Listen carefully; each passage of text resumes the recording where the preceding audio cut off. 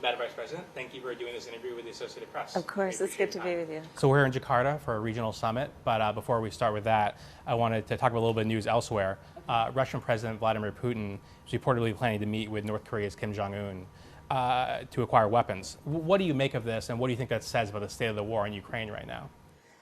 Last year, as you know, actually earlier this year, I was on the stage at the Munich Security Conference and I declared on behalf of the United States of America that Russia has committed crimes against humanity.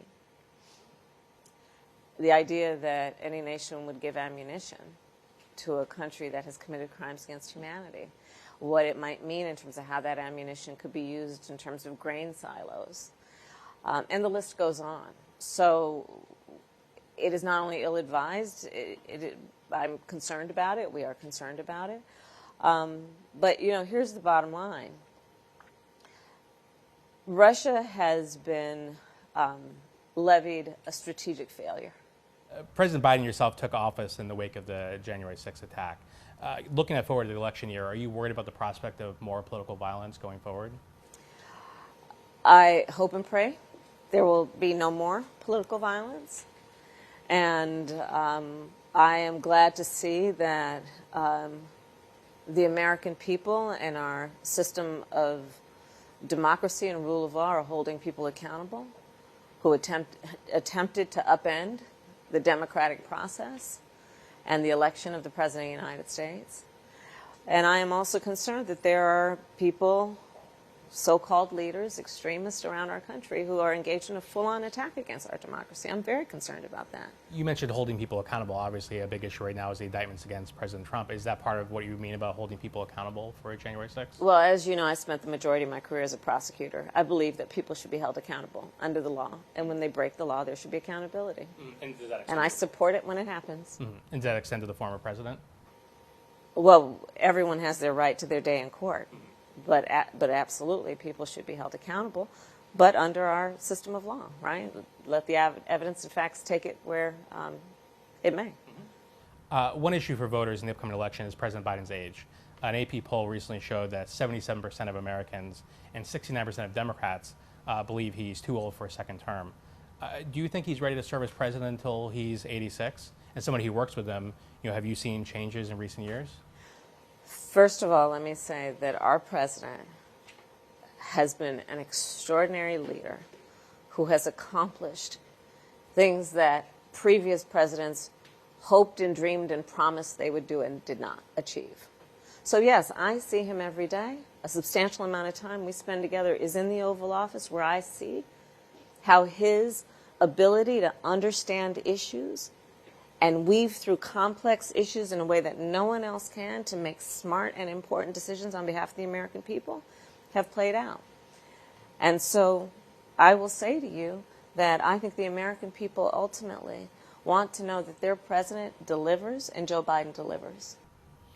Questions about the president's age often go hand in hand with questions about how you would step in the role, if necessary.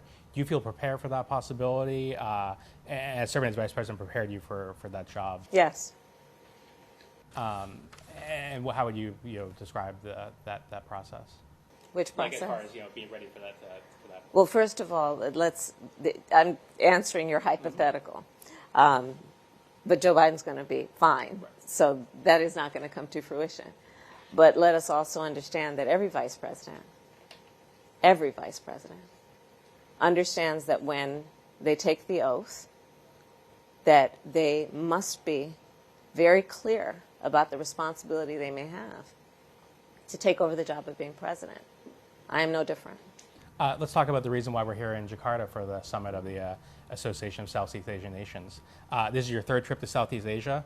Why is this region so critical to U.S. interests, kind of the future of U.S. foreign policy in the Indo-Pacific? I feel very strongly about the importance as a general matter of engaging in U.S. policy as it relates to foreign affairs in a way that we pay attention, of course, to the immediate concerns and threats if they exist, but that we also pay attention to 10, 20, 30 years down the line and what we are developing now that will be to the benefit of our country then.